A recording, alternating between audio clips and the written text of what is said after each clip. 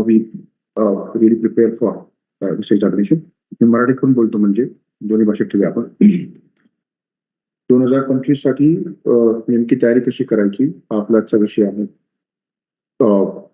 याचा असा विचार करायचा नाही की 2025 फारच पुढे आहे, मग इतक्या लवकर काय. चुकीची धारणा आहे, कारण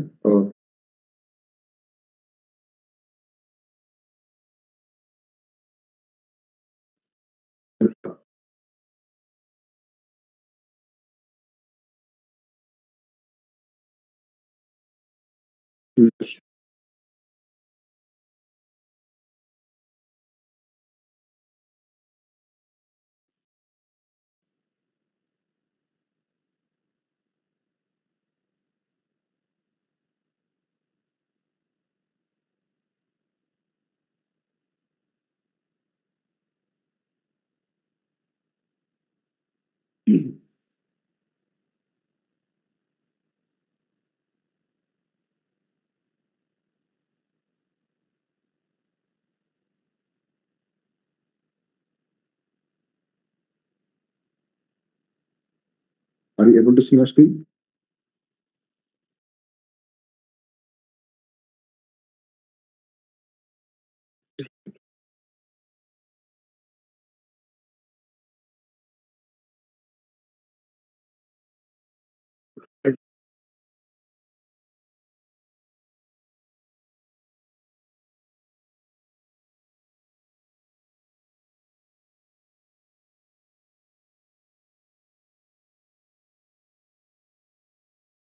Then structure.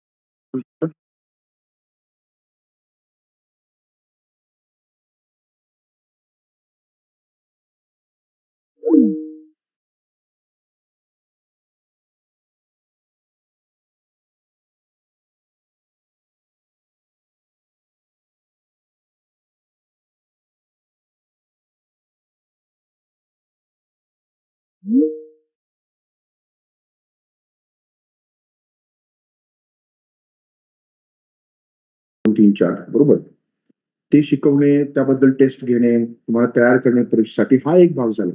दुसरा भाग हा सुद्धा आहे ट्रेनिंग, ज्याला म्हणतो आपण. एक ऍडमिनिस्ट्रेटर होण्यासाठी काय स्किल्स गरजेचे आहेत, म्हणजे what skills are needed to become administrator. आता हे आपण इथं का करतो? युपीएससी ट्रेनिंग आहे की बरोबर आहे का? मसुरीमध्ये ट्रेनिंग होते, म्हणजे मग इथं करण्याचं काय कारण आहे?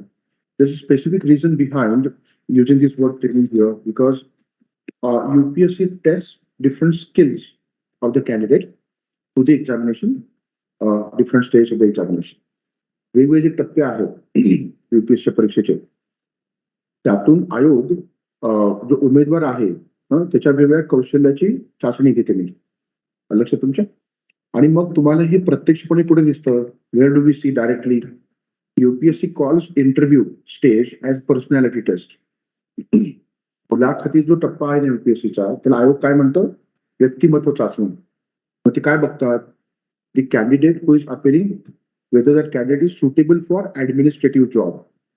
प्रशासकीय कामासाठी हा उमेदवार योग्य आहे का? आणि म्हणून काही प्रमाणात ती ट्रेनिंग झाली पाहिजे इकडे, right. Classroom teaching that we do here, मी बोलणार आहे त्याच्यावर. Last topic is unique way, you talk more about that at the end of it. आपण असं काय करतो नेमकं? Through which we achieve both this things. One, guidance for examination, writing the examination. Other, skill set and personality development which is required as part of this entire selection process. आयोगाच्या निवड प्रक्रियेमध्ये तुम्ही परीक्षा पास करणे हा एक भाग झाला. कट ऑफच्या पुढे मार्क घेणे वगैरे हा प्रकार. त्याच्या व्यतिरिक्त काही कौशल्य आणि व्यक्तिमत्व विकास ह्या गोष्टी सुद्धा महत्वाच्या आहेत. तर ह्या परीक्षांसाठी आपण हे करतो. All India services, central service आणि स्टेट सर्व्हिसेस. उदाहरण दाखल घ्यायचं झालं, what are the all India services? 3 आहेत म्हणजे त्या. There are 3 all India services. One is called IAS, that everybody knows, Indian Administrative Service. Second is IPS, Indian Police Service. Third is Indian Forest Service, IFOS. Right? So here all India services are. The remaining services that you see, say for example IRS, Indian Revenue Service, IT आणि Custom म्हणजे IAAS, ITS. Different services, railway service आहेत त्याच्यामध्ये म्हणजे, ठीक आहे. Those come under central services. Then for state services it is MPSC that conducts examination. म्हणजे राज्यसेवेसाठी आपला महाराष्ट्र जो आयोग आहे तो परीक्षा कंडक्ट करतो म्हणजे, ठीक आहे. आता आपण मुख्यतः याच्याबद्दल बोलणार आहोत. म्हणजे we would talk about the examinations conducted by UPSC primarily. But I will tell you one interesting thing about MPSC, though it has become a little bit controversial these days. थोडंसं वाद आहे म्हणजे MPSC संदर्भामध्ये. MPSC मागच्या वर्षी हे ठरवलं की MPSC परीक्षा ह्या UPSCच्या धर्तीवर होतील म्हणजे, बरोबर. आणि मग त्याला अनेकांनी विरोध केला आणि तो सगळा गोंधळ झाला, ठीक आहे. आयोगाचा निर्णय योग्य की अयोग्य त्यात आपण जायचं काहीच कारण नाही, बरोबर आहे. आयोग जे ठरवेल त्यानुसार परीक्षा देणं आपलं काम म्हणजे. आता अनेक विद्यार्थ्यांनी विरोध केला, कारण ज्या विद्यार्थ्यांनी मागच्या 4-5 वर्षामध्ये जुन्या फॉर्मॅटमध्ये अभ्यास केलाय, बरोबर, त्यांना साहजिक असं वाटलं की आपले पुढचे चान्सेस गेले, असं त्यांना वाटलं म्हणजे आंदोलन केलं म्हणजे. तो भाग वेगळा, त्यातही मी जात नाही. आंदोलन का केलं, करायला पाहिजे की नाही हा आपला विषय होऊ शकत नाही म्हणजे. आपण आता इतकंच बघूया की त्या कारणामुळे झालं काय. सरकारला परीक्षा आयोगाला म्हणजे कोणती परीक्षा MPSCची नव्या पॅटर्न मधली जी UPSC धर्तीवर आहे ती 2025 पर्यंत पुढे ढकलावी लागली म्हणजे. आता सध्या काय म्हटलं सरकारने, 25ला आपण तो पॅटर्न आणूया म्हणजे, बरोबर. त्यामुळे पुढच्या वर्षी 24ची परीक्षा ही जुन्या पॅटर्न मध्ये. पण you can hear considering 2025 as target, right. तुम्ही 2025ची परीक्षा टार्गेट म्हणून तुम्ही आला, मग त्या दृष्टीने खरं तर फारच गोल्डन आहे म्हणजे, गोल्डन ऑपॉर्च्युनिटी. म्हणजे काय की MPSCनी तो पॅटर्न जवळपास UPSC सरकार पूर्णच ठेवला नाही. तसाच आहे. GST 4 पेपर, एक ऑप्शन निवडायचा, एक एसचा पेपर असेल आणि प्रिलिमला GS आणि CSAT असतील, CSAT क्वालिफाईंग असेल, हे सगळं सेम आहे. त्यामुळे तुम्ही जो आता अभ्यास कराल तो त्याचा फायदा दोन्ही लागेल तुम्हाला. आलं का लक्षात तुमच्या. तर अशी काही मुलं असतात जी MPSC मध्ये विचार करतात फक्त, त्यांनी सुद्धा आता ती करायला हरकत नाही. त्याचं कारण असं, सुरुवातीला मी बोलल्याप्रमाणे, आता मराठीत बोलतो मी कारण MPSC वर बोलतोय. कारण असं आहे की जेव्हा तुम्ही असं बघता की MPSC UPSC सगळा syllabus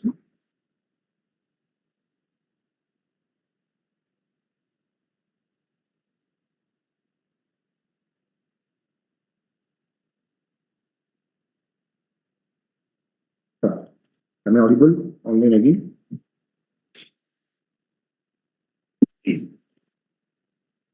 There was some connectivity issue because of internet. I think we are back. Okay. So I was talking about MPSC briefly, though our topic is UPSC. Those of you, असे अनेक लोक आहेत की जे MPSC मध्ये विचार करतात, त्यांनी सुद्धा जवळपास 1.5 वर्ष टार्गेट ठेवलं पाहिजे, कारण सिलेबस सेमच घेतलाय MPSCने. त्यामुळे त्याची व्याप्ती खूप मोठी आहे. मी नेहमी सांगतो बोलताना की UPSC सिलेबस म्हणजे जवळपास 2 डिग्री असल्यासारखं आहे. म्हणजे 2 डिग्रीचा सिलेबस, बरोबर. कुठली अशी डिग्री आहे त्याच्यामध्ये इतिहास आहे, पॉलिटी आहे, हिस्ट्री आहे, पॉलिटी आहे, जिओग्राफी आहे, राईट, सोशल इश्यूज आहे, Indian constitution, governance, laws, policies, international relations, right. Then economic development, science and tech, environment ecology, right, disaster management, internal security, ethics, integrity, असं कुठलं डिग्री सिलेबस आहे जेवढे सगळं cover करतो. आणि हे सगळं पुन्हा कमी पडते काय म्हणून ऑप्शनल. सो एक गोष्ट अगदी क्लिअर आहे की सिलेबस मोठा आहे आणि त्याच्यामुळे किमान 1.5 वर्ष, काय सांगतो लक्षात घ्या, किमान 1.5 वर्ष ही तयारी लागते. त्यामुळे हा जो विचार करतात मुलं बऱ्याचदा की पुढच्या वर्षी परीक्षा तर या वर्षी मी बॅच लावतो, ही फार चांगली थिंकिंग नाही आहे. ज्यांच्याकडे वेळेचा पूर्ण अभाव आहे त्यांनी ते करावं, तो भाग वेगळा म्हणजे. त्याचा काय एज फॅक्टर आपल्या बाजूने नाहीये किंवा आणखीन काय अडचण आहे. त्यांनी करावं, पण ज्यांच्याकडे वेळ आहे त्यांनी थांबू नये अरे. म्हणजे ते बॅच एकदा संपून 6-8 महिने तुम्हाला तयार मिळाले पाहिजे. त्यामुळे दीड एक वर्षाचा अभ्यास हा आवश्यक आहे. मग ते एमपीएससी असो किंवा युपीएससी, हा एक महत्वाचा मुद्दा मला मांडायचा त्यामध्ये. कारण दोघांचा पॅटर्न 25 पासून सेम होते आपल्या maths. Coming back to UPSC CSC, UPSC civil service examination, त्यासाठी आपण कोणते कोर्सेस लॉन्च केले या वर्षीची माहिती म्हणजे इथे. ठीक आहे, त्या सगळ्या बॅचेस लॉन्च झालेल्या आहेत. These batches are launched. Now upcoming batch is 4 December for English medium and Marathi medium both. ठीक आहे, ह्या अपकमिंग बॅचेस आहेत म्हणजे आता सध्या. आता ह्या जॉईन करायच्या का आणि त्याचं काय बेनिफिट आहे याच्याबद्दल बोलतो मी. तोच टॉपिक आहे आपला. म्हणजे I will talk about as to why we should choose this batch, because you would get those 6-8 months that I was talking about.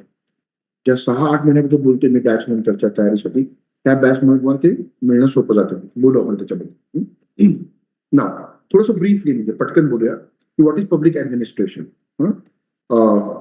प्रशासन म्हणजे काय हे कळलं पाहिजे म्हणजे. ठीक आहे, बिकॉज आपण एका जॉबला अप्लाय करतो, जॉब काही माहित नाही.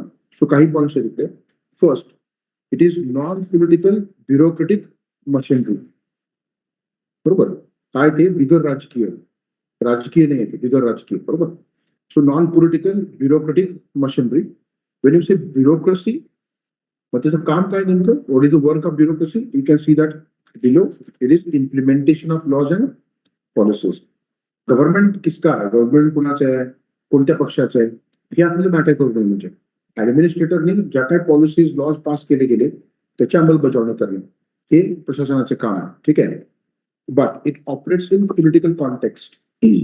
राजकीय संदर्भामध्ये कार्य करावं लागतं. म्हणजे कारण तुम्ही राजकारण्यासोबत काम करायला लागेल, हे लक्षात घ्या. म्हणजे पण आता हे फार इंटरेस्टिंग गोष्ट आहे की राजकीय संदर्भात काम करायचं ना, बिगर राजकीय राहायचं. You are suppose to work in political context and you have to be non political, right. आता याचा अर्थ काय, याचा अर्थ असा, तुमच्या कामात तुम्ही नॉन पॉलिटिकल असलं पाहिजे. आलं का लक्षात. तुमच्या स्वतःचे राजकीय विचार असू शकतात, तो भाग वेगळा. मग that should be in the personal capacity. Your political thoughts should be in the personal capacity. But while you work, you should work in a apolitical, non-political, not apolitical, non-political manner. बिगर राजकीय पद्धतीने काम करता आलं पाहिजे.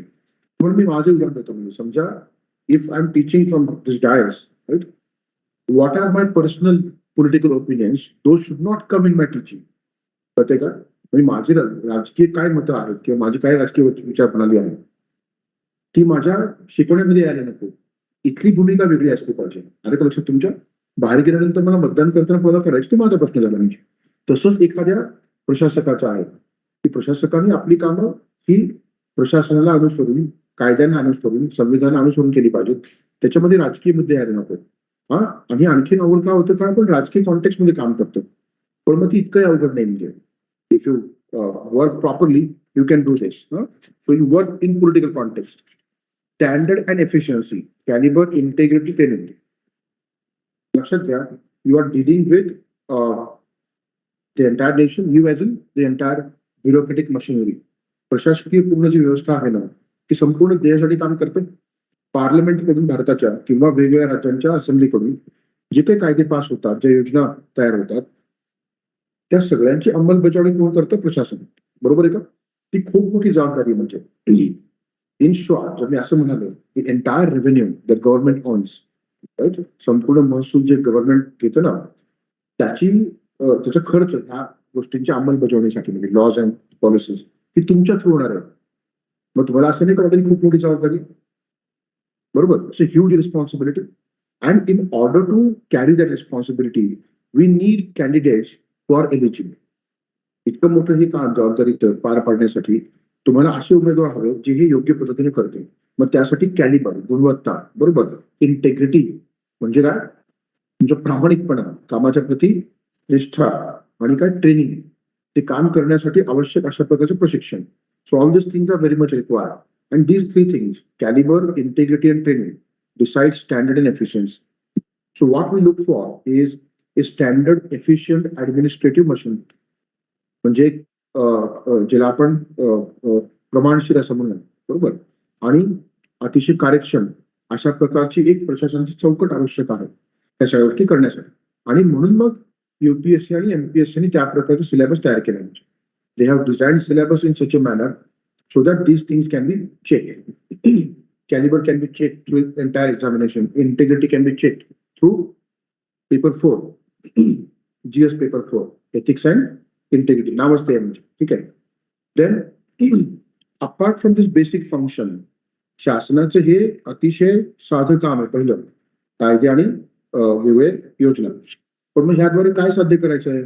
Welfare state, governance ज्याला म्हणतो आपण, शासन हे केवळ कायदा सुव्यवस्था याच्या पलीकडे गेले. म्हणजे सुरक्षा, कायदा सुव्यवस्था आणि बेसिक फॅसिलिटीज. केवळ काही सुविधा पुरवायच्या, कायदा सुव्यवस्था राखायची आणि सुरक्षा एवढंच काम नाही शासनाचं आज. त्याच्या पलीकडे जाऊन आपण आज सुशासन किंवा गुड गव्हर्नन्स बद्दल बोलतोय. We are talking about good governance. आणि त्याच्यामध्ये हा मुद्दा प्रकर्षण येतो, welfare state, right. And because the state has become welfare state, activities, functions of the government have increased a lot. Scope, range of government functions has increased. शासनाचे कार्य आणि वेगवेगळ्या कृती यांचा आवाका वाढण्या, त्याच्यामुळे स्टेट वेलफेअर स्टेट झाल्यामुळे, कल्याणकारी राज्य झाल्यामुळे. बरोबर. तुम्ही विचार करा ना, आपण असं विचार केला थोडासा वेगळा, की एखाद्या व्यक्तीचं मूल आहे, बरोबर, ती जबाबदारी त्या व्यक्तीची आहे, बरोबर आहे, प्रशासनाची आहे, त्या व्यक्तीचे आहेत.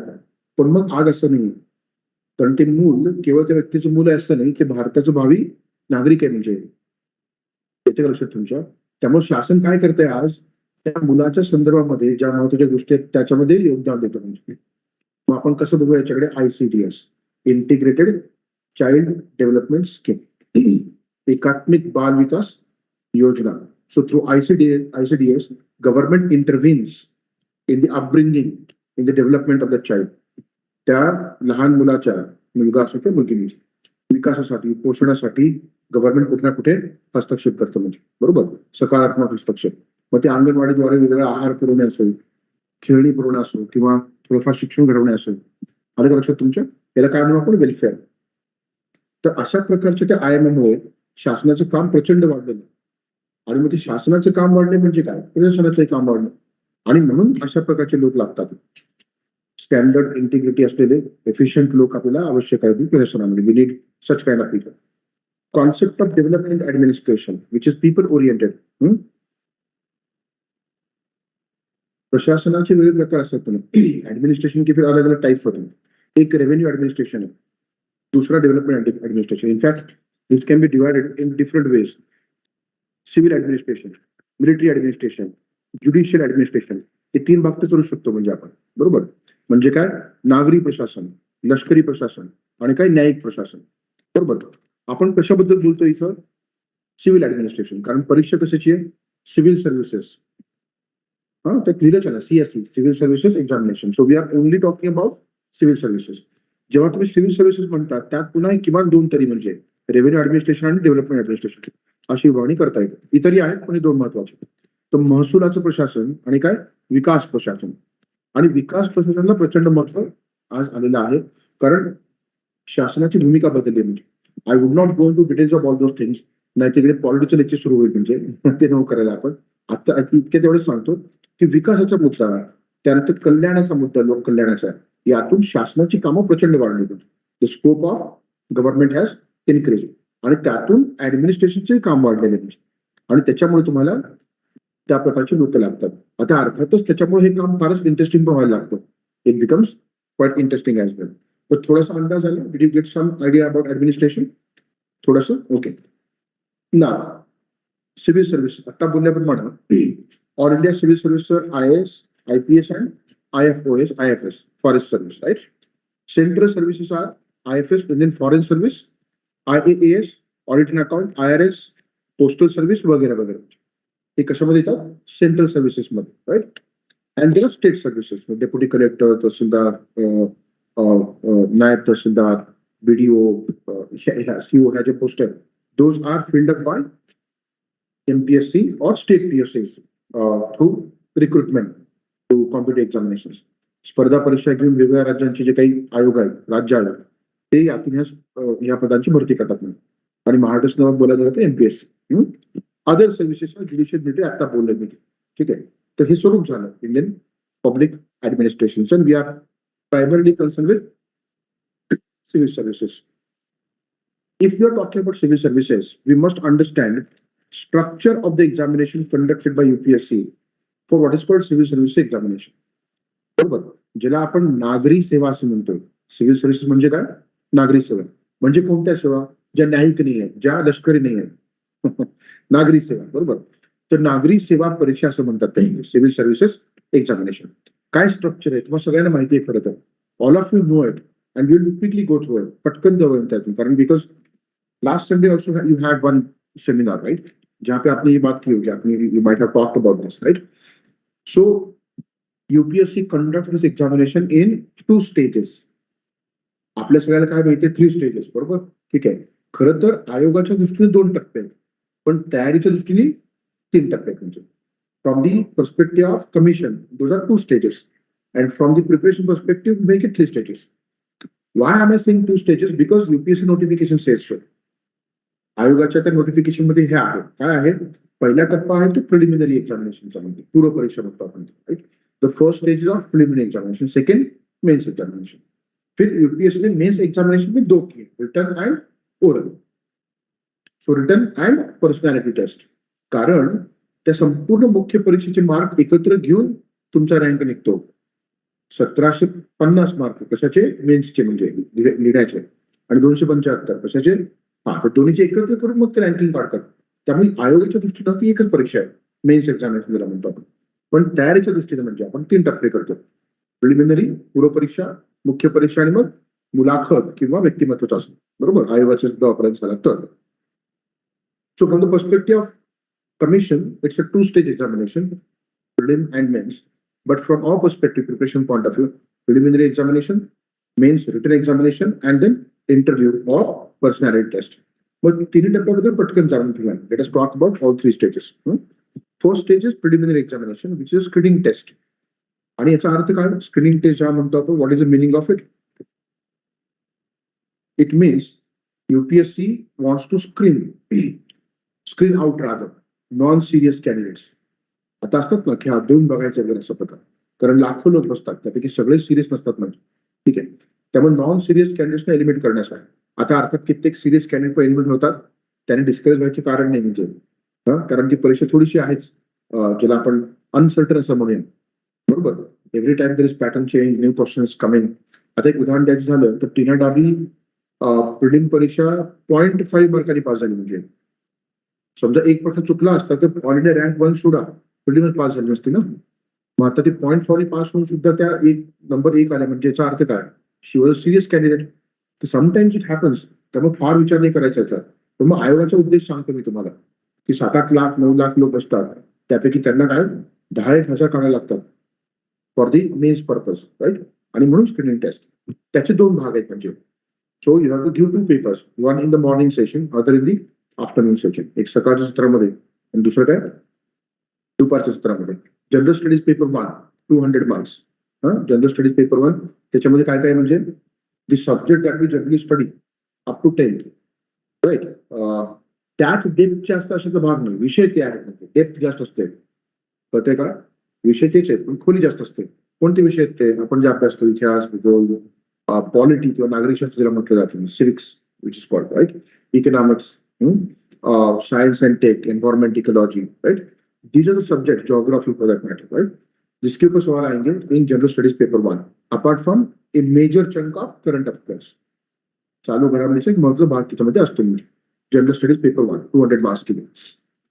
General studies paper 2 which is called CSAT as well, civil services aptitude taste असं म्हटलंय त्याला.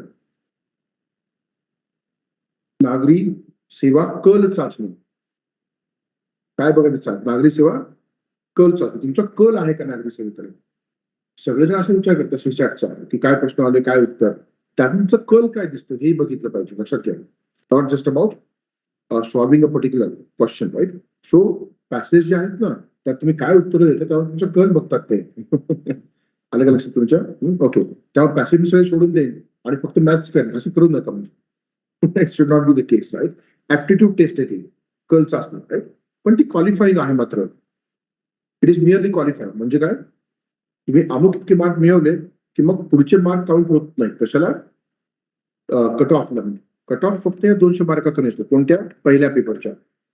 The cutoff of preliminary examination is purely based on paper 1. But your paper 1 will be checked only if you qualify in paper 2. Paper 2 मध्ये qualify झाला तरच तिकडे म्हणजे असं आहे ते. आणि मग तुम्हाला इथे किती मार्क मिळवायचे? 1/3 किमान. येते लक्ष तुमच्या? आता 1/3 200 पैकी 1/3 म्हणजे किती? जवळपास 67 मार्क तुम्हाला मिळवायचे. तुम्ही 67 मार्कांपेक्षा तुमचे मार्क जास्त असले पाहिजे. ग्रेटर दॅन सॉरी हे असं तुमचे मार्क 67 पेक्षा जास्त असले पाहिजे. मग तुमचा पेपर 1 चेक केला जाईल आणि तिथं कट ऑफ मला ती कॉम्पिटेटिव्ह असतो. दरवर्षी तो बदलतो. म्हणजे मागच्या वर्षी काय मला वाटतं 88 शिकायचं होतं 88च्या आसपास. तर तोही काही फार हाय नाही. लक्षात घ्या 50% पेक्षा कमी नाही. याचा अर्थ परीक्षा टफ आहे तशी. बरोबर. जनरल स्टडीज पेपर 1 आणि 2 हे झालं स्वरूप. कोणत्या प्रकारचे प्रश्न येतात? ऑब्जेक्टिव्ह टाईप MCQs म्हणजे वस्तुनिष्ठ प्रकारातले बहुपर्यायी प्रश्न येतात. म्हणजे मल्टिपल चॉईस क्वेश्चन. प्रश्न येईल, खाली पर्याय असतील, योग्य पर्याय निवडायचा. आता अर्थात याची महत्वाची बाब आहे कोणती निगेटिव्ह मार्किंग. प्रत्येक चुकीच्या प्रश्नामागे 1/3 मार्क कट होतात. त्या प्रश्नाचे मार्क मिळतच नाही. उलट काय 1/3 मार्क्स वजा होतात तुमचे. ठीक आहे. त्यामध्ये केअरफुली केलं पाहिजे. मेन्स एक्झामिनेशन आपण काय म्हणतो? Crux of the examination. हा गाभा आहे संपूर्ण परीक्षेचा. Is the entire crux of civil service examination. Crux का म्हणतोय? For a simple reason. एक साधं कारण आहे. That it carries maximum marks 1750 आणि तुम्ही प्रिलिम मध्ये ह्या पेपरमध्ये किती मार्क घेतले ते कुठेच काउंट होत नाहीत पुढे. How many marks you score? Above 67. तुम्ही समजा 105 स्कोर केला, तुमचा समजा 110 स्कोर आहे का 115 आहे, हे कुठेच काउंट होत नाही. क्वालिफाय झाला, संपला विषय. फायनल रँकिंगला हे मार्क काउंट होतात. आणि इंटरव्ह्यूचे 275 मार्क म्हणजे सो मुलाखतीचे 275 आणि 1750. So these are the marks which are counted for final ranking, and that is why this is very very important. तुमचा रँक बराचसा इथेच ठरतो आणि इथे फाईन ट्युनिंग होतं म्हणजे इंटरव्ह्यू मध्ये. Getting this? So very important stage of the examination is mains examination. याच्यामध्ये काय? General studies paper 1 to 4 250 marks each. काय त्याच्यामध्ये पटकन बघूया. General studies paper 1 there are broadly 3 subjects: history, geography and sociological social issues. Indian society असं म्हटलं चालेल. Indian society, right? 3 topics in paper 1. General Studies paper 2, Constitution of India, right? Different constitutional bodies, non-constitutional bodies, right? Government of India, policies of the government of India, judiciary, different cases and important verdicts. त्यानंतर का international relations. तर थोडक्यात entire paper 2 is called polity and IR. काय म्हणतात त्याला? Polity and IR, international relations. Paper 3 त्यात काय भरपूर सब्जेक्ट्स आहेत. म्हणजे डिफरंट सब्जेक्ट्स आहेत. Which are those subjects? Economics, economic development, agriculture, right, environment ecology, science and tech, disaster management, internal security etcetera. हे सगळे विषय कुठे आहेत? पेपर 3 मध्ये. Paper 4 you have got paper of ethics and integrity. त्याच्यामध्ये काय? मग different concept of ethics and integrity म्हणजे नैतिकता या विषयाशी जोडलेल्या वेगवेगळ्या संकल्पना आणि काही सिद्धांत काय त्यांचे सिद्धांत, important thinkers in their theory, right, regarding ethics integrity. Theory म्हणजे फार मोठा भाग नाही, त्यांचे वेगवेगळे आयडियाज आणि मग केस स्टडीज. ते आहे पेपर 4 मध्ये. So that is the nature of GS papers 1 ते 4. Each of them carries 250 marks. प्रत्येक जो पेपर आहे त्याला 250 मार्क्स आहेत. म्हणजे किती होतात ते? 1000 मार्क. फार महत्वाचे म्हणजे 1000 marks are there for general studies paper, right. आता ते स्वरूप काय? काय प्रकारचे प्रश्न विचारले जातात? काय प्रकारचे म्हणजे प्रत्येक विषयाचं बरोबर बसणार नाही. आपण ते नंतर करूच आहे. We will talk about that as part of the बॅचचा भाग म्हणून आपण करूच आपण ते. तर ह्या सगळ्यामध्ये 20 प्रश्न येतात टोटल. आत्ताचा फॉर्मॅट सांगतोय मी. 2013ला हा फॉर्मॅट आला नवीन. त्यावेळेस 25 प्रश्न होते आणि प्रत्येक प्रश्न 10 मार्काला, ते 250 मार्क. नंतर फॉर्मॅट बदलला UPSC. आता सध्या चालू आहे ना तो कोणता फॉर्मॅट आहे? 10 आणि 15 मार्कांचा. 10 मार्कांचे 10 प्रश्न आहे. बरोबर. किती झाले? 100. आणि पुढचे जे 10 प्रश्न आहेत ते 15 मार्कांवर 150. आणि 150 आणि 100 250 असा फॉर्मॅट त्यांनी ठेवलाय. म्हणजे So first 10 questions are of 10 marker and next 10 questions are of 15 marker, and thereby it becomes 250. आत्ताचा format. Okay. This is about GS. Optional subjects. There is a list of optional subjects given by UPSC. You have to choose one optional out of those entire list, right? संपूर्ण list मधले फक्त तुम्हाला एक विषय निवडायचा, आधी 2 विषय निवडायला लागायचे जुन्या फॉर्मॅट मध्ये. आता एकच ऑप्शन निवडायला लागतो, ठीक आहे. आणि त्याचे 2 पेपर असतात 250 मार्काला. याचा अर्थ काय? Optional carry the weightage of 500 marks, 500 mark, आणि ते फार डिसायझिव्ह आहे, म्हणजे निर्णायक आहे. Those marks are quite decisive. You should carefully choose your optional, right. Then there is a paper of essay which carries 250 marks. त्याच्यामध्ये तुम्हाला 2 निबंध लिहावे लागतात, 125 मार्काची, 125 marks each. 2 essays are to be written, right. रफली 800, 1200च्या शब्द मर्यादेमध्ये, ठीक आहे. आता अलीकडच्या काळामध्ये युपीएससीने एसेचे विषय सगळे फिलॉसॉफिकल द्यायला सुरुवात केली. One format was section A use to be of philosophical subjects, section B of current affairs से जुड़े हुए subjects, right. But these days they are giving philosophical subjects throughout. पण एवढं काही घाबरायचं कारण नाही. आपण एथिक्स इंटिग्रिटी वाचतो, पॉलिटी वाचतो, त्यात बऱ्याचशा गोष्टी येऊन जातात म्हणजे. आणि बरेचसे विषय असे असतात जे कुठे ना कुठे आपण जे अभ्यासलंय GS 1, 2, 3, 4 त्याचेच संबंधित असतात म्हणजे. So if you study GS 1, 2, 3, 4 carefully, you can take care of essay with obviously some lectures you would have on special essay writing skills, right? So total marks of general studies 1 to 4, optional papers and essay is 1750. But is that all? Mains मध्ये एवढंच आहे का? असं नाही. There are 2 qualifying papers, English and Indian language. तर थोडक्यात men's परीक्षेमध्ये तुम्हाला किती पेपर लिहावे लागतात? आणि ते कन्व्हेन्शन पेपर लिहावे लागतात तुम्हाला, MCQ नाही. There are 9 papers, out of which 7 are counted for the final merit and 2 are qualifying. आणि इंग्लिश आणि इंडियन लँग्वेज हे ते पेपर्स आहेत क्वालिफाईंग. किती मार्क मिळवायचे तरी? फक्त 25%, only 25%. That's why nobody really prepares for this. But again, the same thing. If you have passed 10th examination, 12th examination with any of the languages, right, you are good to go. तुम्ही जर 10वी आणि 12वी प्रामाणिकपणे pass केली असेल भाषा विषयामध्ये, तर काहीच अडचण येत नाही खरं तर, ठीक आहे. पण मग तुम्हाला डाऊट असेल तर तुम्ही एखादा आयोगाचा पेपर डाउनलोड करायचा आणि लिहून बघायचा, बस. त्याला वेगळं काही करायची गरज नाही. 10वी पर्यंत काय 35 मार्काला पास व्हायचो आपण, इतर 25 मार्क घ्यायचे म्हणजे तेही होत नाहीत का? असा प्रश्न येतो ना, ठीक आहे. तर फार सोपं आहे, ते खूपच सोपं आहे. फक्त एक करायचं आपल्या स्वतःच्या पीस ऑफ माइंड साठी, म्हणजे की पेपर डाउनलोड करायचं कुठल्याही वर्षाचा मागच्या 3-4 वर्षामधला, आणि तो सॉल्व्ह करून बघायचं, चेक करून घ्यायचं. लगेच लक्षात येतं की अरे हा आपण क्वालिफाय होऊ शकतो. म्हणजे हा काही सिरियस भाग नाही, पण त्याला इग्नोर पण करायचं नाही. म्हणजे you are not suppose to ignore that. We have seen students जिनको बहुत अच्छे मार्क्स मिले थे, they got very good marks here, but they did not qualify in these papers. आणि त्याला इकडे चांगले मार्क मिळतात हे कसं कळतं आम्हाला? टेस्ट सिरीज मधून, ठीक आहे. Because if you don't qualify this papers, तुमचे हे मार्क येत नाहीत. सपोज आपने मेंस दिया और यहाँ पे डिस्क्वालीफाई हो गए, तो आपका आता है कि डिस्क्वालिफाइड इन लँग्वेज पेपर्स. बाकीचे पेपर चेकही होत नाही तुमचे, म्हणून ते महत्वाचं आहे. पण हार्डली 25% मार्क पाहिजे. And both the papers are of 300 marks. 25% म्हणजे काय? 300 पैकी 75 पण मिळाले पाहिजे. So you should have marks more than 75. That is the criteria. Mains examination. Personality test, 275 marks. हा तिसरा टप्पा म्हणजे third stage, right. What they check here is suitability of the candidate for administrative job. तुम्हाला अनेक प्रश्न विचारले जातील, but their basis काय असेल? The basis of your interview would be your DAF. DAF काय?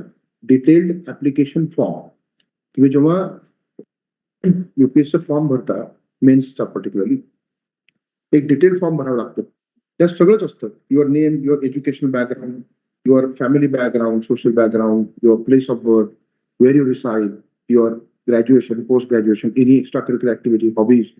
थोडक्यात कुंडली असते पूर्ण म्हणजे आपण. मग त्या आधारे प्रश्न विचारतात.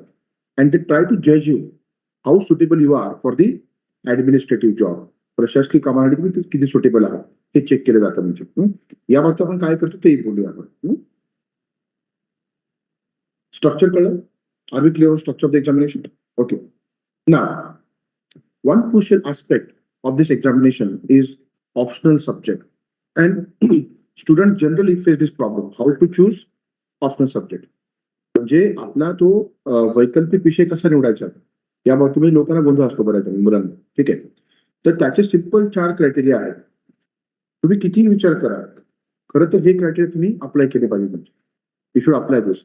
बाकी जो क्राइटेरिया लोग देखते हैं ना कि मार्केट में कौन सा ऑप्शनल चल रहा है, ठीक है, देन कौन सा ऑप्शनल स्कोरिंग है, ठीक है, एंड पैटर्न क्या है करंट, इस ऑप्शनल के कितने हो गए, हाउ मेनी, ठीक है. These are all irrelevant questions. These are all irrelevant question. अप्रस्तुत प्रश्न आहेत. म्हणजे कशामुळे सांगतो मी, मार्केट तुमच्यामुळे तयार होतं. म्हणजे मार्केटमुळे तुम्ही नाही. जी मुलं झाली त्याच्यावर पॅटर्न मार्केट होता की नाही, मग it is you who decide this, right. दूसरी बात, scoring. Scoring depends on your interest. किसी ने एक सब्जेक्ट में अच्छा स्कोर किया मतलब आप भी करोगे, किसने बोला है. म्हणजे कोणीतरी स्कोर केला म्हणजे तुमचाही होईल, हे फारच भयानक गृहीतच झालं. म्हणजे आप बहुत स्लिपरी ग्राउंड पे खेल रहे हो आप, राइट. हाँ, पैटर्न यूपीएससी का कोई पैटर्न नहीं है, that is the pattern. No pattern is the only pattern. आतापर्यंत लोक प्रिलिमच्या बाबतीमध्ये, आता 2023 ची प्रिलिम झाली ना, त्याच्या आधी पॅटर्नवर इतका अभ्यास केला लोकांनी, नवीनच पॅटर्न आला पूर्ण, सगळे गोंधळात गेले. त्यामुळे कधीच असं विचार करायचा नाही कुठला पॅटर्न काय. त्यापेक्षा दिलेला सिलेबस नीट अभ्यासणे, कशाही प्रकारचा प्रश्न आला तर मला तो उत्तर देता आलं पाहिजे, हे महत्वाचं आहे. आणि किती मुलं झाली ऑप्शनल मध्ये असा विचार करतात लोक. आता काही सब्जेक्ट पॉप्युलर आहेत, बरोबर. सोशियोलॉजी आहे, PSR आहे, पब्लिक ऍडमिनिस्ट्रेशन आहे. चूक काय होती माहितीये का, आपण असा विचार करूया, popular subject and non popular subject, ठीक आहे. सो किती झाले याचं उत्तर असं ऍब्सोल्यूट टर्म मध्ये नाही. म्हणजे we should not look at from absolute terms. Suppose popular subject है कोई, उसमें पॉप्युलर असल्यामुळे किती मुलं बसतील रे. एक उदाहरण दाखल समजा आपण असं म्हटलं किंवा 100 मुलं बसली पॉप्युलर असल्यामुळे, ठीक आहे, आणि झाली किती 10 मुलं झाली म्हणजे, बरोबर. आणि अनपॉप्युलर सब्जेक्ट मध्ये मुलंच कमी असतील. समजा 10च मुलांनी घेतला विषय मॅथमॅटिक्स, घेतच नाही जास्त. आणि त्यापैकी समजा एक उदाहरण म्हणून सांगतो मी तुम्हाला, की समजा आपण असं म्हटलं की 2 मुलं झाली त्यापैकी, मग गुणोत्तर काय रे, एकाच 5 आहे की नाही, म्हणजे 5 पैकी एक मुलगा होतो. इथं काय गुणोत्तर आहे, एकाच 10. मग कोणता पेपर केला पाहिजे याच्यावरून. हा, पण ही काय गरज आहे याची, तुम्हाला इंटरेस्ट आहे का मॅथमॅटिक्स मध्ये, नाही ना, तर कशाला मग. तर मग किती होतात काय होतात याच्या एवढा फालतू प्रश्न नाही जगात आज युपीएससीच्या. कोण होतात की त्याची काहीच संबंध नाही. म्हणजे इज युजलेस डिस्कशन. एक सब्जेक्ट जो आधी पॉप्युलर होता आता नाही येतो, हिस्ट्री, इतिहास, आधी पॉप्युलर आता नाही येतो. मला सांगा, मागच्या वर्षी टॉपर आहे ना श्रुती शर्मा, मागच्या वर्षी तिचा इतिहास विषय होता ऑप्शनल वैकल्पिक. मुलं काय म्हणतात इतिहास स्कोरिंग नाही आहे. सांगा बरं जाऊन तिला की स्कोरिंग नाही आहे. तिने जर बाकी सगळ्यांसाठी विचार केला असता की स्कोरिंग नेहमी कशाला घेऊ, आणि दुसरा विषय घेतला असता ज्यात तिचा इंटरेस्ट नाही, धोका झाला असतं की नाही. तेव्हा मार्केट मधल्या गोष्टीकडे दुर्लक्ष करा. तुमचा इंटरेस्ट बघा अगोदर, पहिला criteria. The first criteria is your interest. Second, syllabus बघा. मेनी टाइम्स आपल्याला वाटतं की मला हा इंटरेस्टिंग वाटतोय सब्जेक्ट, सिलेबस बघितले कळते की मला वेगळंच वाटलं होतं आणि आतमध्ये वेगळंच निघालं. म्हणजे when you look at the syllabus you see different things there many a time. That's why you should carefully read syllabus. Then you should go through PYQs, previous year questions, not to answer them but just to get some idea as to what kind of questions are being asked in this subject. म्हणजे PYQ यासाठी नाही बघायचे प्रश्नाचं उत्तर द्यायचं आपल्याला, आपण यासाठी बघायचे काय प्रकारचे प्रश्न विचारले, अशा प्रकारचे उत्तर मला देता येतील का अभ्यास केल्यानंतर, एवढाच अंदाज घ्यायचा. तो कळत नसेल PYQ घेऊन इकडे यायचं, फॅकल्टी मेंबरशी बोलायचं आणि मग ठरवायचं. ठीक आहे. So interest, syllabus, PYQ and guidance.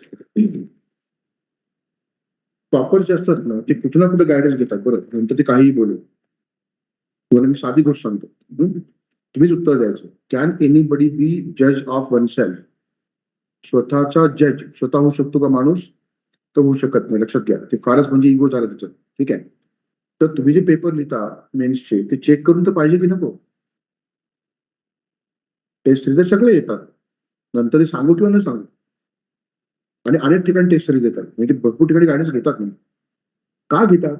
कारण प्रचंड स्पर्धा आहे. 7-8 लाख लोक बसतात आणि 800-900-1000 जागा असतात. That's a huge kind of competition. म्हणून तुम्हाला जास्तीत जास्त तयारी करावी लागते, तुम्हाला प्रॅक्टिस करावी लागते म्हणजे. आणि मग त्या दृष्टीने तयारी करतात ते. त्यामुळं मी काय सांगतो लक्षात घ्या, तुम्ही ऑप्शनची लिस्ट दाखवतो मी तुम्हाला. These are the optional subjects that we teach you at the academy: PSR, history, geography, sociology, Bapat, anthropology, agriculture, and we are also thinking about launching philosophy next year. मुद्दा असा आहे, यापैकी तुमच्या इंटरेस्टचा विषय असेल, यू आर वेलकम. आणि तुमच्या यापैकी इंटरेस्टचा विषय वेगळा असेल, मॅथमॅटिक्स म्हणा की कुठलाही वेगळा विषय, तर मी तुम्हाला फोर्स नाही करणार की तुम्ही हेच विषय घ्या, कळतंय का? पण तुम्ही हे बघा की तुम्ही जो विषय निवडला ऑप्शनलचा त्याला गायडन्स आहे का कुठेतरी. कारण कुणीतरी तुम्हाला चेक करून दिलं पाहिजे. somebody should give you feedback, आणि तो क्रिटिकल फीडबॅक फार महत्वाचा आहे in the entire process of examination. परीक्षा प्रक्रियेमध्ये तो तुम्हाला व्यवस्थित फीडबॅक मिळणं फार गरजेचं आहे. आता खरं तर हा वेबिनार आहे, त्यात मी फार वेळ घालवणार नाही, but as part of the batch I will show you papers of the toppers, how they seek inputs till they go in to the examination hall. परीक्षा हॉल मध्ये जाईपर्यंत इनपुट किती मिळते आपल्याला हे ते पाहतात म्हणून. आलं का लक्षात तुमच्या? मग इनपुट देणार कोणीतरी पाहिजे ना. There has to be somebody who gives you critical inputs, right? त्यामुळे तुम्ही गायडन्स बघा. हा, मी पुन्हा सांगतो, I am repeating this. These are the subject that we teach at Indian Academy, right? आपले फॅकल्टी मेंबर यासाठीचे आहेत, आपण गायडन्स देतो, स्टडी मटेरियल खूप चांगले वगैरे वगैरे. पण मग तुमचा ऑप्शन कुठला वेगळा असेल तर तिथं सुद्धा तुम्ही हा मुद्दा बघितला पाहिजे की guidance is an important factor. आलं लक्षात तुमच्या? मी केवळ माझं काहीतरी सांगायचं आहे, गोड दामटणी म्हणतो ना आपण त्या मराठीमध्ये, की अरे तुम्ही गायडन्स घेतलाच पाहिजे, मग इथे अकॅडमीत हेच आहे, इकडेच आहे, असं बोलतोय का मी? नाही. मी तुमच्या हिताचं बोलतोय की तुम्ही कुठलाही विषय निवडा, there has to be some guidance. एखादा असा माणूस जो 8-10 वर्ष तोच विषय शिकवतोय, बरोबर, कित्येक मुलांचे फीडबॅक दिले, त्यांच्याकडून तुम्ही फीडबॅक घ्या. म्हणजे आलं का लक्षात तुमच्या? तो तुमच्या तयारीचा एक महत्वाचा भाग आहे मेन्सच्या. तर हे सब्जेक्ट आहेत. I hope you understood now how to choose optional. आता याच्यात एक अडचण येऊ शकते, पण ते 4ही क्रायटेरिया लावल्यानंतर when you apply all 4 criteria, you may end up choosing 2, say 3 optional subjects. होऊ शकतं ना की सर मला 3 सब्जेक्ट मध्ये इंटरेस्ट आहे, 2 मध्ये इंटरेस्ट आहे, आणि हे सगळं बघितलंय मी, तरी सुद्धा कन्फ्युजन आहे, बरोबर? त्या केसमध्ये you go and meet respective faculty members of those subjects. त्या विषय शिक्षणात भेटायचं, त्यांना बोलायचं, त्यांच्या बोलण्याचा अंदाज घ्यायचा आणि निर्णय मात्र स्वतःच घ्यायचा. म्हणजे डिसिजन आपल्या होणार चाहिए. मी आजतागायत कुठल्याही विद्यार्थ्याला सांगितलेलं नाहीये की तो ऑप्शन कुठला घ्यावा, कारण ते मला पटत नाही. कुणाचं इन्फ्लुएन्स करणे आणि मग ते आपल्या बॅचमध्ये यावं म्हणून त्याला घेणे, असा प्रकार मी कधीच करत नाही. लक्षात तुमच्या? कारण त्यांच्या आयुष्याचा प्रश्न असतो मुलांच्या. मी फक्त सांगतो, हे बघ, त्या विषयाची ही काही बलस्थानं आहेत, ही मर्मस्थानं आहेत, तुझं बघ, तुझ्या स्ट्रेंथ कोणत्या आहेत, कुठे मॅच होतात, त्यानुसार तू निवड. एकदा निवडले की मागे येऊन बघू नकोस, त्याने जे काही गायडन्स लागतं आपण देऊ. आलं का लक्षात तुमच्या? But while you choose your optional, you should choose on your own. I have never influenced anybody to join a particular optional subject. That is because that decides your fortune in the examination, right? I should not play with your fortune, right? And once you choose, I always advise that you should choose based on these factors very carefully. जितना time देना है choose करने से पहले तो उसके बाद फिर से time नहीं देना in सब चीजों को. Once you decide, you decide, and then stick to it and prepare thoroughly. So as I said, these are the topics which are taught as part of the optional subjects in Unique Academy, right? Now, how to prepare for CSE 2025. 2025च्या परीक्षेसाठी तयारी कशी करायची म्हणजे? These are the points Tukaram Jadhav sir, Honorable Director of the Academy, would discuss in detail as part of the first lecture. 4 डिसेंबरला तुमचे पहिले lecture होईल ना, मराठी मीडियम आणि इंग्लिश मीडियम दोघांचे. त्या पहिल्या लेक्चरला तुकाराम जाधव सर, आपल्या अकॅडमीचे संचालक, तर ते याच्यावर डिटेल लेक्चर घेतील. म्हणजे आता मी फक्त ब्रीफली बोलतोय, talking about all this points briefly. ते संपूर्ण 2 तासाचे लेक्चर स्ट्रॅटेजीवर घेतील. आलं का लक्षात तुमच्या? आपल्या वेबिनारचा एक भाग आहे तिथं डेडिकेटेड लेक्चर स्ट्रॅटेजीवर असेल. त्याची समरी आहे, दिस इज समरी ऑफ इट, त्या सारांश आहे. आता एक उदाहरण देतो. समजा नोट्स मेकिंग आणि स्किल डेव्हलपमेंट. मी इथं फक्त उल्लेख करतोय, कारण त्याच्यावर विस्ताराने बोलतील, म्हणजे राईट. नोट्स मेकिंग कसं करावं, काय केलं पाहिजे याच्याबद्दल बोलतील ते, बरोबर. स्किल डेव्हलपमेंट म्हणजे काय, कोणते स्किल्स कसे डेव्हलप करावे याच्याबद्दल ते विस्ताराने बोलतील. म्हणजे आता मी काय बोलतोय, what is my topic today is how to prepare, right. अँड त्या प्रिपरेशन मध्ये आणखी डिटेल पद्धतीने काय करायला पाहिजे ते त्या लेक्चर मध्ये घेऊ. कळलं का दोन्हीचा उद्देश? Now look at all the topics listed here as part of preparation. आपल्या तयारीचा भाग म्हणून कोणते मुद्दे असायला हवेत ते आपण सगळे एनलिस्ट केले. म्हणजे कोणते बघा, nature of the examination, syllabus, PYQs. सुरुवात इथूनच झाली पाहिजे ना, की परीक्षेचं स्वरूप काय, परीक्षेचं स्वरूप काय आपण थोडंसं पाहिलं नाही. We discuss that briefly. आणि त्यात फक्त संरचना पाहिली आपण. काय पाहिलं? फक्त संरचना, स्ट्रक्चर क्या एग्जाम का, लेकिन और भी बहुत कुछ जानना जरूरी है. A lot of other things are to be understood, right? तर ते आधी केलं पाहिजे. पहिला टप्पा काय तयारीचा, परीक्षेचं स्वरूप समजून घेणे, बरोबर. आणि त्याचाच भाग म्हणून त्या दोन गोष्टी तुम्ही फार काळजीपूर्वक बघितल्या पाहिजे. There are two things you should see very carefully. कोणते ते? Syllabus and previous year questions, right. नाव सिलेबसचं महत्व काय?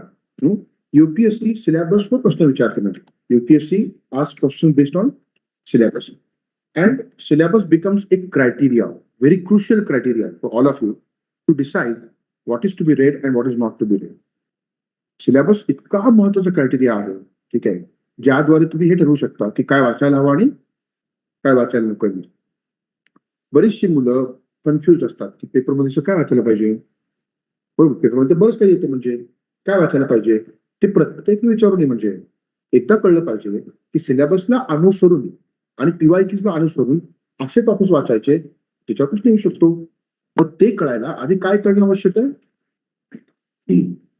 सिलेबस काय आहे आणि आतापर्यंत काय प्रकारचे प्रश्न विचारले गेले. What is the syllabus and what type of questions are being asked so far, this has to be understood. कळलं का तुम्हाला हे? तुम्ही बघा. म्हणजे आता तुम्हाला एक उदाहरण सांगतो. UPSC काय म्हणते, आपण प्रिलिमच्या सिलेबसचा विचार केला समजा. प्रिलिमच्या GS पेपर 1 प्रिलिमच्या सिलेबसची पहिली लाईन काय? First line, history of India and Indian national movement, बरोबर आहे. भारताचा इतिहास आणि भारतीय राष्ट्रीय चळवळ. मग आता ह्याच्यावर काय प्रश्न येतील, कशावरून ठेवणार आपण? एका लाईनचा सिलेबस आहे रे फक्त. मग तुम्हाला कोण सांगेल? PYQs. म्हणून PYQs बघायचे की आता हिस्ट्री ऑफ इंडिया म्हणजे काय, ते काय अथांग आहे ना सगळं. तर त्याच्यात काय वाचायचं नेमकं ते तुम्हाला PYQs सांगतील. So we must understand the first criteria is syllabus. Second criteria to decide what is to be read, what is not to be read is PYQ. Because many a times syllabus is open-ended and they don't tell us every detail about what is the syllabus. So PYQs tell you what you are supposed to read if syllabus is vague. पुढे ते syllabus अस्पष्ट आहे, नेमकं सांगत नाहीये, तर तिथे तुम्हाला PYQ ची मदत होते. म्हणून तुमच्या तयारीचा पहिला टप्पा हा असला पाहिजे. The first stage of your preparation has to be to understand nature of the examination. काय आव्हान आहे नेमकं, काय पेलायचं आपल्याला, right, what is to be done. हे त्याच्यानंतर सिलेबस खूप केअरफुली बघणे आणि PYQs. सिलेबस म्हणजे काय बघायचं आपल्याला, GSचा आणि ऑप्शनलचं. तू दोन्ही बेस वाचला पाहिजे. म्हणजे ठीक आहे, एक स्टेज अशी आली पाहिजे की सिलेबस तुमच्या माइंड मध्ये आहेच आहे. म्हणजे at the back of mind syllabus is always there.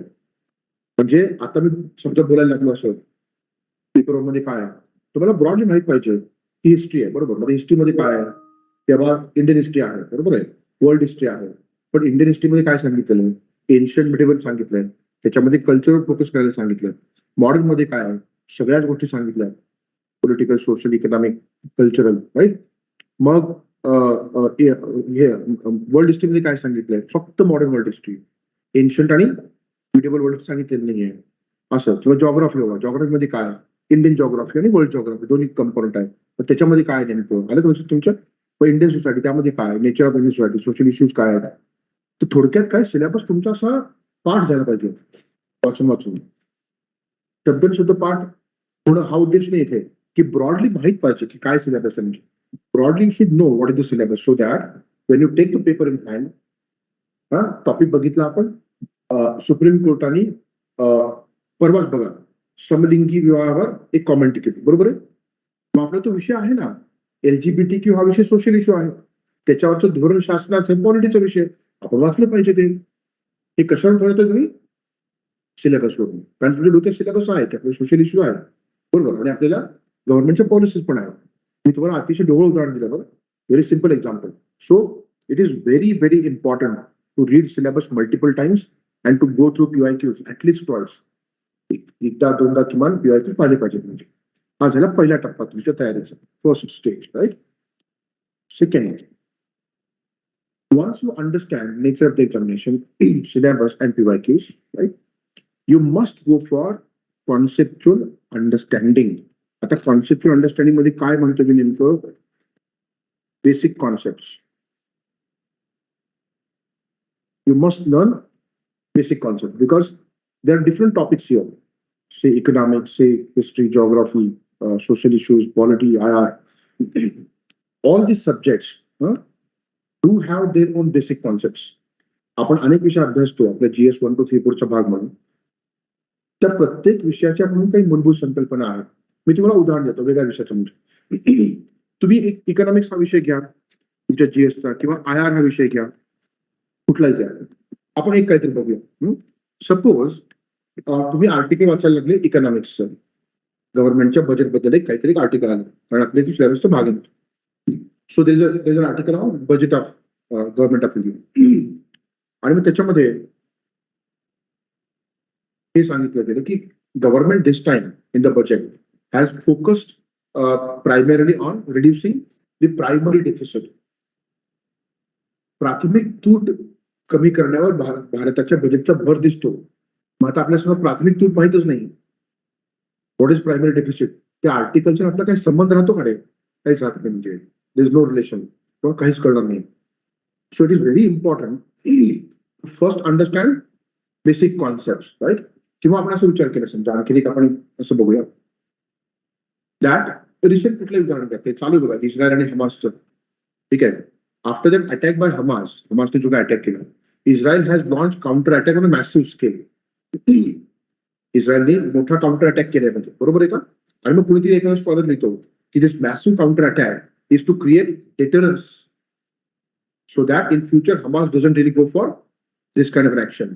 आता डेटरन्स ही संकल्पना आहे, बरं, त्याला प्ररोधन म्हणतात मराठीमध्ये. IR मध्ये संकल्पना आहे. मग प्ररोधन म्हणजे काय, डेटरन्स म्हणजे काय, माहित असेल ना तो. येते लक्षात तुमच्या मी काय सांगण्याचा प्रयत्न करतोय. So different subjects that you study as part of GS, as part of your optional subject, the primary requirement, first requirement is to understand basic concepts. मूलभूत संकल्पना जितक्या चांगल्या होतील ना तेवढा तुम्हाला फायदा होईल. अँड याचा एक डायरेक्ट फायदा कोणता असतो, मी इनडायरेक्टली सांगितलं. एखादा विषय समजायला तुम्हाला तो महत्वाचा भाग आहे, म्हणजे बेसिक कॉन्सेप्ट. याचा डायरेक्ट फायदा.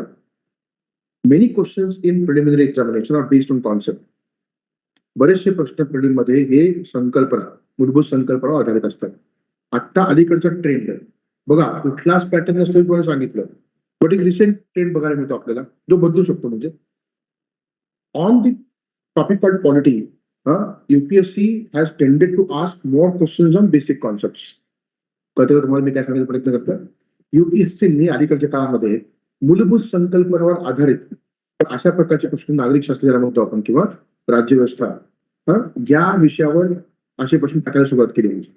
म्हणून तो डायरेक्ट फायदा होतो तुम्हाला. सो या दोन गोष्टींसाठी बेसिक कॉन्सेप्ट वाचल्याच पाहिजे. आलं का लक्षात तुमच्या? Okay. So that is second part of your preparation, concept to understand. मग कुठून कराल ते? NCERTच्या पुस्तकातून. The best source you have is the NCERT textbooks to learn basic concepts of all the subjects. We can use these books, right? Number 3, तुमच्या तयारीचा तिसरा भाग, understanding static and current parts. UPSC syllabus जर बघितला तुम्ही, if you look at UPSC syllabus, it has got 2 components. That's broadly speaking, you categorize them. One is static part, other is dynamic part. बरोबर. एक static आहे जो बदलत नाही. Dynamic म्हणजे काय, जो चालू घडामोडीमध्ये बदलतो. आता बघा ना, IR हा बराचसा करंटचा भाग आहे. म्हणजे आता लक्षात तुमच्या कॉन्स्टिट्यूशन पेपर 2 मधला तो स्टॅटिक आहे, ते लवकर बदलत नाही. म्हणजे आहे तेच राहतं, एखाद दुसऱ्या अमेंडमेंट होते झालं, बरोबर. तर तुम्हाला स्टॅटिक आणि करंट हे दोन्ही पार्ट्स अभ्यासावे लागतात. स्टॅटिक पार्ट साठी तुम्ही पुस्तकं वाचली पाहिजेत, आणि तो करंट पार्ट साठी करंट अफेअर्सचे सोर्सेस. पण you should refer to standard reference books for preparation as far as static components of syllabus are concerned, and you should go for newspaper reading and magazines for current affairs. आणि मी आता बोलल्याप्रमाणे which newspapers are to be read, what magazines are to be read, how to prepare the current affairs part. या सगळ्यावर Tukaram sir बोलतील, म्हणजे Tukaram Jadhav sir talk about this in the first lecture of the batch, right. ते विस्ताराने बोलतील म्हणजे याच्यावर की नेमकं काय वाचायचं त्या गोष्टींसाठी. That is the third stage of your preparation. Number 4 and very important, notes making and skill development. Notes making का करायचं, बऱ्याच मुलांना प्रश्न पडतो की काय सर किती नोट्स काढायच्या, खूप वेळ जातो. पण एक लक्षात घ्या, जी परीक्षा आहे ना, युपीएससीच्या कुठल्याही झालेल्या परीक्षेचं वेळापत्रक बघा. You just look at the time table of the examination of last year, last to last year, any question, any examination for that matter, क्या देखने को मिलेगा. जीएस पेपर कसे येतात बघा. जीएस पेपर 1 मॉर्निंग सेशन मध्ये, पेपर 2 आफ्टरनून सेशन मध्ये, paper 3 लगेच next day morning session, paper 4 next day afternoon session. 2 दिवसात सलग 4ही पेपर संपतात. बरं, हे फक्त 4 सब्जेक्ट आहेत का रे? नाही. इतिहास सांगा, भूगोल आणि भारतीय समाज हे 3 सब्जेक्ट एकाच पेपरमध्ये. पेपर 2 मध्ये काय, कॉन्स्टिट्यूशन, पॉलिटी, आयात हे विषय. पेपर 3 तर खिचडीचे. म्हणजे मला असं नेहमी वाटतं की पेपर 1, 2 मध्ये सिलेबस तयार केला, मग युपीएससीला वाटली खूप विषय राहिले, सगळे टाकून दे पेपर 3 मध्ये. इतके विषय तर पेपर 3 मध्ये आहेत, पण ते छोटे छोटे आहेत, म्हणजे फार घाबरायचं कारण नाही. आणि मग येथे इंटिग्रिटी. पण ह्या सगळ्यांचं रिव्हिजन तुम्ही कसं करणार शॉर्ट टाइम मध्ये? रिव्हिजन तर करावं लागेल ना. स्पर्धा खूप मोठी आहे, competition is very tough. You must go for revision when you go for the examination, but hardly you get 2-3 hours in between, right? How to revise, and for that the most important aspect is notes making. And when we say notes making, those notes are to be micro notes. कसे असले पाहिजेत? Micro notes. आता micro नोट्सचा अर्थ काय? कमीत कमी शब्दामध्ये crux आला पाहिजे. The entire crux should be on a notebook in minimum possible words. एक पान आहे पूर्ण, म्हणजे दॅट एंटायर पेज, ते तुम्हाला 2 वाक्यात संपवता आलं पाहिजे. वाक्य पण नाही, फ्रेज मध्ये. मग ते इलॅबोरेट कसं करायचं ते कळलं पाहिजे. आलं का लक्षात तुमच्या? तो मायक्रो नोट्स त्या कशा तयार करायच्या त्याच्यावर पण आपण बोलू. म्हणजे तुकाराम सरांचे पहिले लेक्चर म्हटलं तुम्हाला की त्याच्यावरच असेल ते कसं करायचं. आणि प्रत्येक विषय शिक्षक पुन्हा क्लासरूम मध्ये बोलतील की कशा प्रकारे नोट्स तयार करायचे. Micro notes, how to prepare micro notes through which you can revise easily in short duration of time. कमीत कमी वेळामध्ये पटकन तुम्हाला रिवाइज करता यावं, अशा प्रकारच्या मायक्रो नोट्स कशा तयार करायच्या याबद्दल आपण बोलूया यांच्यामध्ये. So notes making, skill development. 20 प्रश्न आहेत, 3 तासामध्ये सोडवायचे आहेत. प्रत्येक प्रश्नाला किती मिनिट वेळ मिळतात? विचार करा बरं. 3 तास आहेत ना, 180 मिनिट बरोबर. आणि 20 प्रश्न आहेत, किती मिनिट मिळतात? 9 मिनिट बरोबर आहे का? त्यापैकी तुम्ही शेवटचे काही 10 मिनिटं परत एकदा गो थ्रू करायला ठेवा. ते जर काढले तर इथे तरी 6 ते 7 मिनिट प्रत्येक प्रश्नाला मिळतील बरोबर. 6 ते 7 मिनिटामध्ये तुम्हाला उत्तर लिहायचं आहे. तुम्हाला प्रश्न समजून घ्यायचा आहे. एवढं understand the question quickly, understand demand of the question, gather your thoughts, तुमचे विचार जोडणे, अँड रायटिंग इट. हे चॅलेंजिंग आहे बरं. It is challenging kind of task, right. 20 questions in 3 hours आणि 100 क्वेश्चन्स इन 2 hours. कुठे प्रिलिममध्ये दॅट इज ऑल्सो चॅलेंजिंग. आणि सीसॅट तर दिवसेंदिवस चॅलेंजिंग होत चाललाय, राईट. तुम्हाला माहिती आहे का, कित्येक मागच्या वर्षीचे टॉपर्स या वर्षी सीसॅट मध्ये फेल झाले. कळते का? क्वारंटाईन टू से सरळ सांगतात की सीसॅट मध्ये फेल झाले. मागच्या वर्षी टॉपर्स बरं लिस्टमध्ये आपल्या त्यातले काही त्याला इम्प्रूव्ह करायचे होते रँक. तर हे चॅलेंजिंग आहे की तुम्ही रॅपिड रिडिंग ज्याला म्हणतो, पटकन वाचता आलं पाहिजे हा भाग बरोबर. त्यामुळे rapid reading, understanding the question and writing skills, short duration of time मध्ये इफेक्टिव्ह रायटिंग हे स्किल्स. आणि मग इंटरव्ह्यू मध्ये व्यक्तिमत्वाच्या वेगवेगळ्या स्किल्सची गरज लागते. त्याच्याबद्दल पण सर व्यवस्थित बोलतील नंतर. स्किल डेव्हलपमेंट तो एक भाग आहे आणि आपण बॅचचा भाग म्हणून तेही करतो. एक लक्षात घ्या, स्किल डेव्हलपमेंट म्हणजे तुला वेगळं बोलून तुम्हाला काहीतरी करणं असं भाग नाही. तो क्लासरूम मध्ये जेव्हा आपण टीचिंग करतो ना, that entire classroom discussion takes care of this. तुम्हाला एनकरेज करतो आपण पार्टिसिपेट करायला, बोलताना, बरोबर. You should ask question, you should discuss things. त्यातून वेगळे आयन लक्षात येतात. हा एक बाब.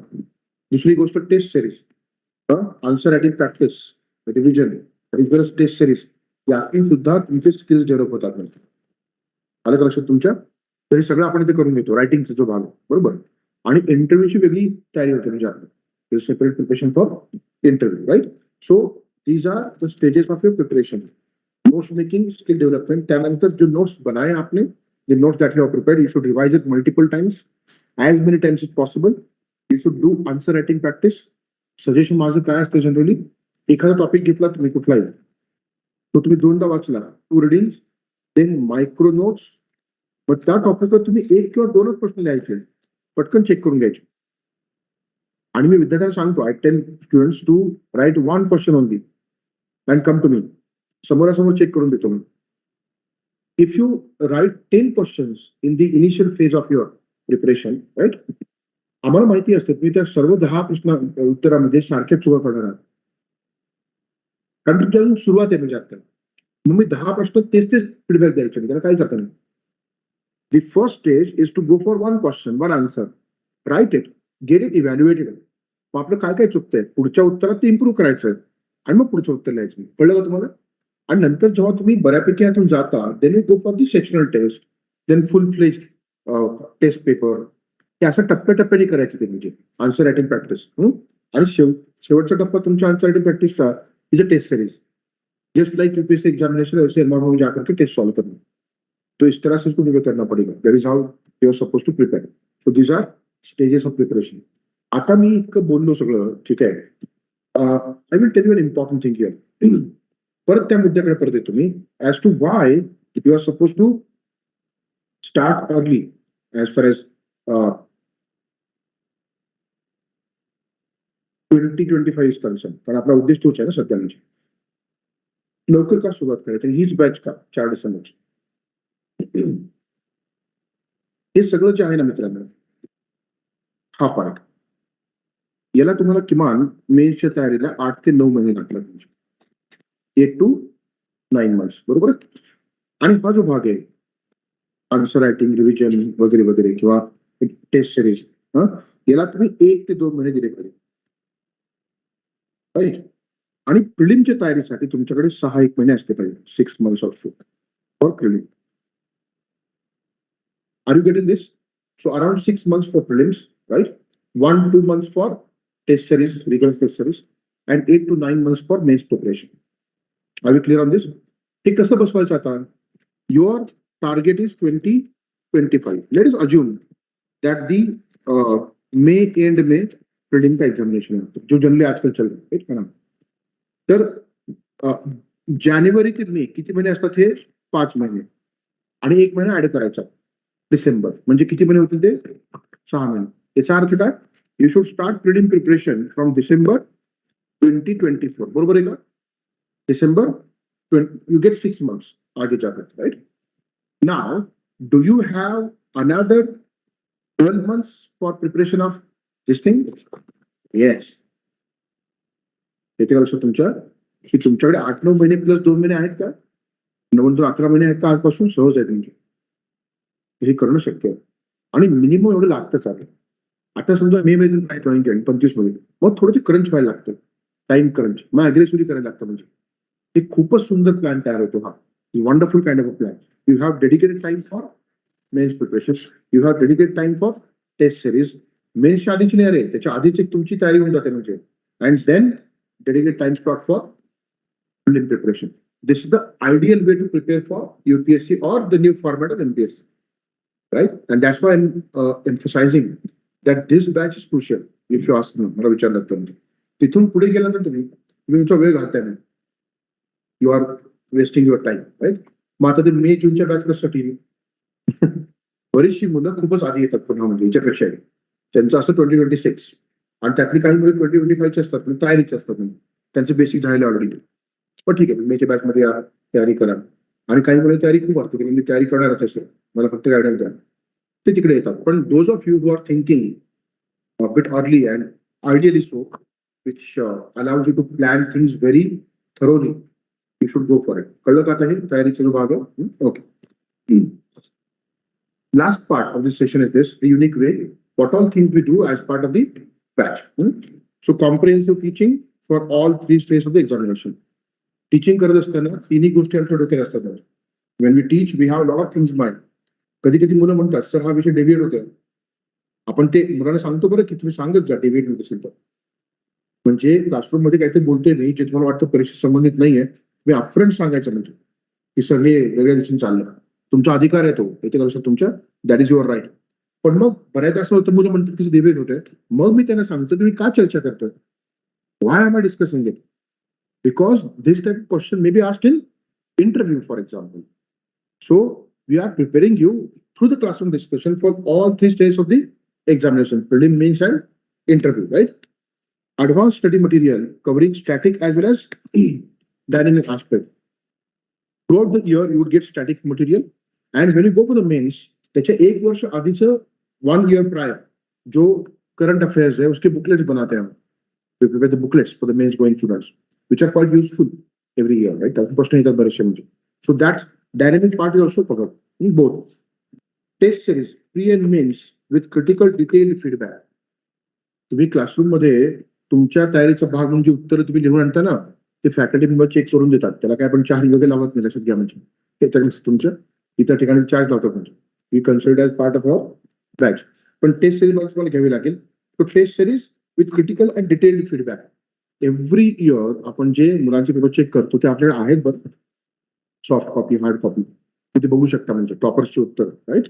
त्याच्यामध्ये प्रचंड फीडबॅक आहे आपल्याला, आणि त्याचे अप्रिशिएट पण करतात. म्हणजे की हा हे नवीन पॉईंट्स मिळाले, so new points they get every year. Extensive dedicated current affairs session. काही सेशन्स केवळ करंट अफेअर्सचे असतील. आता काय घडलं किंवा त्याच्यावर सेशन होईल, बरोबर, as part of the batch.